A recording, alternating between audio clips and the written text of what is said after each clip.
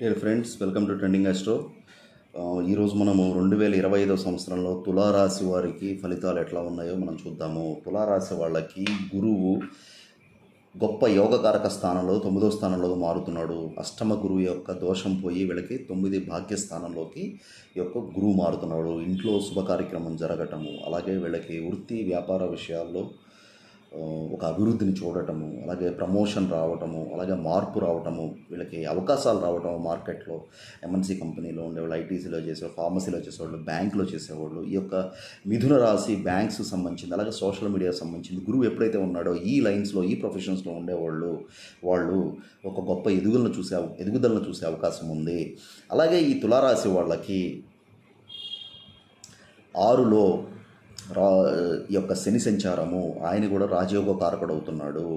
వీళ్ళ వృత్తి వ్యాపారాల యందు వీళ్ళకి శ్రమకు తగ్గ గుర్తింపు రావటం, ప్రమోషన్ రావటం ఉద్యోగస్తులకి, అలాగే శత్రువులపైన విజయము, తర్వాత ఎప్పుడూ ధనం అనేది వీళ్ళకి చేకూరటము అనేది జరుగుతుంది. అలాగే వీళ్ళకి పంచమ స్థానంలో రాహు యొక్క సంచారం జరుగుతుంది. ఈ పంచమ స్థానంలో ఎప్పుడైతే రాహు యొక్క సంచారం జరుగుతుందో పిల్లల విషయంలో కొద్దిగా ఆందోళన, లేకపోతే వీళ్ళకి ఈ పంచమ బుద్ధి స్థానం కాబట్టి రాహు ప్రవేశించడం వల్ల అత్యాశతో ధనాన్ని కోల్పోవటము, అలాగే స్పెక్యులేషను, స్టాక్ మార్కెట్ ఇన్వెస్ట్మెంట్స్ విషయంలో వీళ్ళకి ఎలా ఉంటుంది అంటే గ్యాంబ్లింగ్ అన్నట్టుగా ఉంటుందన్నమాట ఈ పంచమ రాహు వల్ల. ఇక్కడ ఈ విషయంలో వీళ్ళు జాగ్రత్తగా ఉండాలి. విద్యార్థులకి ఇది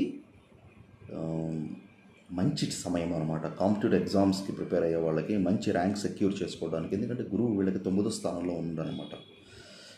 ఏమాత్రం కొద్దిగా ఎఫర్ట్ పెట్టినా, యావరేజ్గా ఎఫర్ట్ పెట్టినా మంచి రిజల్ట్ వచ్చే టైం అనమాట వీళ్ళకి.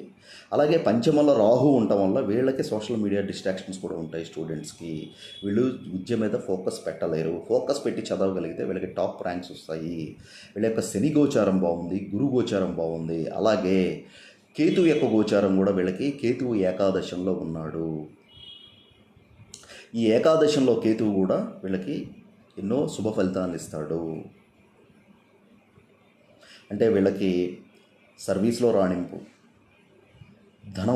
ధనం సమృద్ధిగా ఉండటం, అలాగే ఆదాయ సంబంధించిన వనరులు వీళ్ళకి ఏర్పడటం, ఒకటి కాదు 2-3 రకాల ఆదాయాల అనుకూలత అనేది ఈ సంవత్సరం వీళ్ళకు ఉంది. ఎందుకంటే వీళ్ళకి ఏకాదశంలో కేతువు, 9లో గురువు, తర్వాత 6లో రాహువు. ఇప్పుడు అన్ని రాసుల్లోకెల్లా టాప్ రేటింగ్ ఈ తులారాశి వాళ్ళకు ఉందన్నమాట గోచారం విషయంలో. అలాగే వీళ్ళకి గురు మహాదశ నడిచేవాళ్ళు, కేతు మహాదశ నడిచేవాళ్ళు, శని మహాదశ నడిచేవాళ్ళకి ఇది గొప్ప యోగ కాలము.